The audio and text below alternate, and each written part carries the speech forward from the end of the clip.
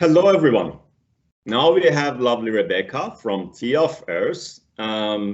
Before going through our tea chat somehow, I want Rebecca to have an introduction. Hi, everyone, and thank you to Tea Lovers Journal for inviting me to speak today about something that I love and I know that you're very passionate about as well, tea.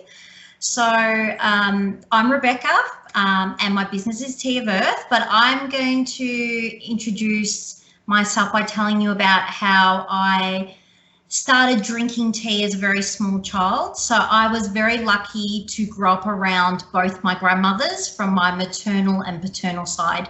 So my mother's family are Italian. They were born in Italy and migrated over here. My father's family have a mixed heritage of Scottish, English, Australian, and both my grandmothers drank tea in two very different types of ways. So my Italian grandmother had a huge vegetable patch and grew lots of different types of herbs.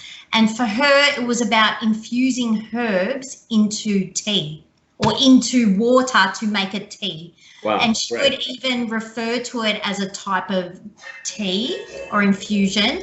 And so she would grow chamomile, spearmint, peppermint. If there were herbs that she couldn't get, she would go to her local greengrocers and get the herbs. And it was all about simmering these herbs on a stovetop for her. So her tonics, I guess, that she made, her infusions were very strong and very powerful. So she had a little concoction for every element.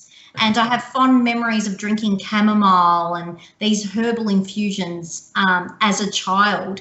And this is something that I've done with my son now, that he drinks if he has if he can't sleep or has an upset tummy, he drinks chamomile tea and I make it on the stovetop for him. So it's a really strong infusion. It simmers away on there.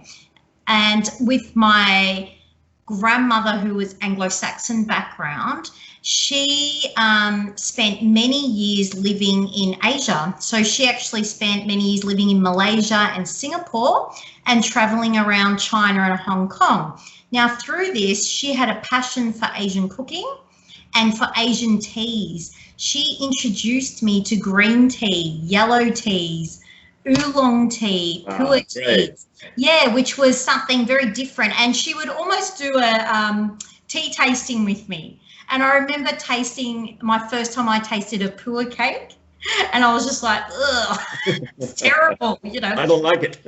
I was maybe 10 years old and she was very excited. She'd come back from China with this beautiful cake. And now that I'm older, I can appreciate what the culture she was bringing to me. Now, from her Scottish background, she loved a good Irish breakfast, you know, a strong black tea, and she would drink her tea, especially her black teas, only out of fine china. No other tea was allowed in her teapots, no green teas. She had special Chinese cast iron teapots and things like that. She had different teapots for different teas, and that's something that she passed on to me. I love having different teapots for my different teas as well. So I feel like my love of tea came from two very important women in my life, and I feel very lucky that I've been able to continue to work with tea, something I love. That's great. I mean, I love the way you have gone through that introduction and appreciate what happened to you to start this, I mean, dream somehow, from two grandmas somehow. If you want to have a little bit more information about your business, is it possible for you to go through that and also exactly tell us when do you start it, the tea business? Okay, so my business is Tea of Earth. And this has been a dream that I've had for a very long time throughout my tea career. So I've been in the tea industry for probably the last 20 years. Wow. Yeah. And I didn't know, Rebecca. That's great. Yeah. And I've worked for some really prominent tea companies. And I've also worked for coffee companies as their tea blender and tea specialist and taster, which has been great experience as well, working in that industry and coming in from a tea perspective. So the time came for me, I guess, when I had my child, that it was, as a mother, I wanted to spend more time with my child, and I wanted to start my tea dream as well, which I felt like having a child would give me more time to have a business. And let me tell you that that's not the case, but I went ahead with it anyway. You think when you're a mum, you've got all the time in the world. I know. But it worked. It worked. So my tea business has been officially around for 3 years. It's probably been the last 5 or 6 years that I've really put quite a bit of work into it and got my blends where they needed to be. And that for me is being happy with the flavour and being happy with the ingredients and being happy with the mix and what it can do for your body and things like that. So that's so it's been probably the last 3 years I launched Tea of Earth. Now, Tea of Earth for me is not only, I guess, selling tea retail and wholesale, it's also education. So for me, it's about consulting with other companies in tea education, whether it be hospitality, and also to educating young people about tea and about this wonderful industry that they can get into. So I've been lucky enough to be able to teach in many prominent secondary colleges in Melbourne. I've been also working with Hepburn Shire, which is in regional Victoria, with their VIC program, which is a great program that gives young people who may not be suited to a school environment to be able to enter the hospitality workforce and have a career, not only learning how to become a barista, and about coffee, but learning the importance of tea, serving tea, what teas they're serving, because cafe culture has changed, especially in Australia. People are no longer happy with just getting a supermarket tea bag thrown into a cup. When you go to a cafe or a restaurant, it's about the experience of tea and serving it in beautiful teapots. And so a lot of these tea masterclasses are not only about the science and the origin of teas, it's about tea service as well. So that's been a great avenue for me to work in, and I really do feel like I've been very lucky. So if anyone out there is listening to this and thinking about getting into the tea industry, there is so many avenues you can go into. Also with my business, I work as a consultant. So it could be that a tea company may come to me and say, we need you to do a tea tasting for us, or we need your help with a blend, or what would you recommend? So with my tea business, there's different facets to it. And then, of course, I also do tea masterclasses for corporate, so for team building, and for private parties. People have asked me to come out and do some tea masterclasses in their homes, which that's been fun.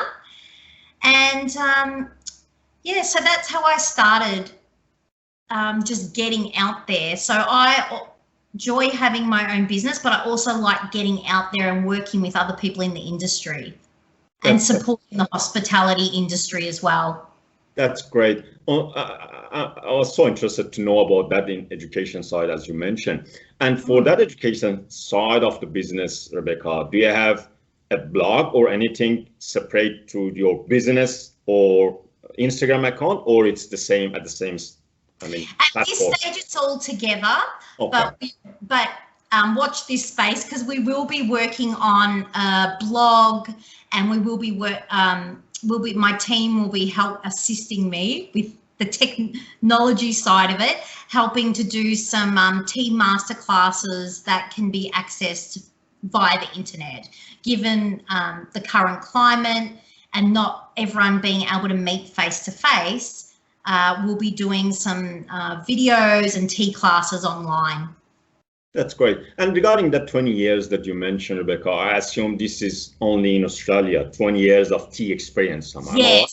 Yes, only in Australia. I have travelled to other countries and experienced other cultures in tea, which I love doing, and hopefully in the future I'll be able to do more of that. That's so good. And based on your knowledge, and which is great, you have been doing this for so long time. How you see the tea industry and culture in Australia? Of course, if you want to touch in any other country that you have been visiting, any time, that would be great. Other than if not, you can touch on Australia as I mean, for us or anyone who is watching this video. I feel like especially we'll talk about Melbourne first, Melbourne, Victoria. So Melbourne would be known as the coffee culture is quite strong in Melbourne. Exactly. Yeah. And the cafe culture is very strong in Melbourne. We have the most amount of cafes per capita than any other state in Australia. So we're very cafe driven. But I feel the tide's turned, especially in the last 10 years, I would say. I remember starting out in the tea industry and looking for my first job and people saying, tea, you work in tea, their jobs in that, or are you serving tea? And it's just come about that the education and people's knowledge of tea has grown so much. You're right. And that people are appreciating loose leaf teas. People are appreciating other teas besides China jasmine. You know, they're looking outside other types of greens. You know, I love when I hear people talking about sencha or Japanese style teas, where 10 years ago, most people had never tried a Japanese style tea. Exactly. Yeah, majority of people. Or people talking about infusions and looking into well-being and into the mindfulness of tea. So I feel like it really has changed all over Australia, I would say as well. And this comes from my experience travelling interstate and talking to people about in tea, as in Brisbane and the Gold Coast. I was pleasantly surprised at the knowledge and people's love of tea. That's great. I have the same experience as you said, Rebecca, and I can see that movement from just coffee as a coffee and tea just as a black tea. And now the people, as you mentioned, are familiarized with other type of teas and herbal, which is great, and the health benefits. Yes. And it's good, I mean, to see that growth somehow in different areas. And one of the reasons for myself, for example, to having this account is just making the people more aware of what we have as a tea and the health benefits. In that great experiences that you have had in the past 15, 20 years, do you remember anything funny happened to you? I mean, anything that you can share with us? I have, I'll share two little stories because I actually have many. Okay. You know, tea, I feel like my tea education continues. I'm always learning things. I'm always researching. It's one of those things that even though if you become accredited a tea master, you still are always learning and on the job experience and keeping up with everything. So I'll talk about the first time that I purchased my first samovar. So I was completely new to using a samovar. It was one of these beautiful Moroccan samovars that you put coal in there and you put newspaper in there and you light it up. And I had the idea of making apple tea, but I was also going to use the peels of the apple, and I dried them out and went through the process of drying, like my grandmother taught me. And I put the apple peels into the samovar and I put my sticks in there and my newspaper. Now, I didn't realize that you had to be very careful when lighting the samovar and where you put the fruit into the samovar. Yep. Because the whole thing can set alight. Now, not only did I just put dried apple peels in there, I put mandarin that I had dried out. Wow. Now, if anyone's put a match to a piece of mandarin that's been dried, it is like a fire lighter. Now, at this stage, I lived on a farm in the bush. Bushfires are a big issue in the Macedon Ranges and in regional Victoria. So I decided to put the mandarin in there. Let's spice it up a bit. And I put some other things in there and I set the match and I put it in there and I walked outside to get my teacups and letting this thing go. I come in and I hadn't put the lid on because I wanted to heat up. There were flames everywhere. Wow. It was like I had started off fireworks. So my advice would be not to put mandarin pills into samovar. Yeah. Use samovar, but be careful what you're doing. And luckily I saved the samovar. It's a beautiful piece. I saved it. But yeah, it was pretty scary. Set off all the fire alarms. Okay. Great story. What else you want to share? Oh, another. So I have two. One more is when I was working for T2, which I spent quite a number of years there working for T2, and it was around the time when the Dalai Lama came to Melbourne, and I was managing there, and the owner of T2 asked me to do up a pack for the Dalai Lama as a gift, welcome him to Melbourne. So I put a beautiful teapot in there and some teas, and then I decided that I wanted to drink tea with the Dalai Lama. So I got out my piece of paper and wrote him a note and basically asked him to have tea with me and to talk tea with me and about tea mindfulness. And I put my phone number on there and I slipped the note in the box, and I went and delivered the tea to where the Dalai Lama was staying. And I only got to meet some of the monks who were traveling with him. He travels in quite a big group, so I gave it to them. And the following week, some of the monks came to the store. I was in High Point at that stage, and they came to visit me there, and they invited me to have tea with them. So I had the wonderful experience of having tea with 4 Buddhist monks that traveled with the Dalai Lama, and we swapped teas. So they gave me a traditional butter tea that is made from either yak milk or goat milk or something that they have traditionally. So it tasted very thick and buttery, you can imagine. And they told me that they drink this tea in winter to help them store fat. Wow. And of course I said, oh, well, I'm not drinking too much of this. I don't think this to go to my hips, butter tea. And it was almost like having a soup. It was very filling.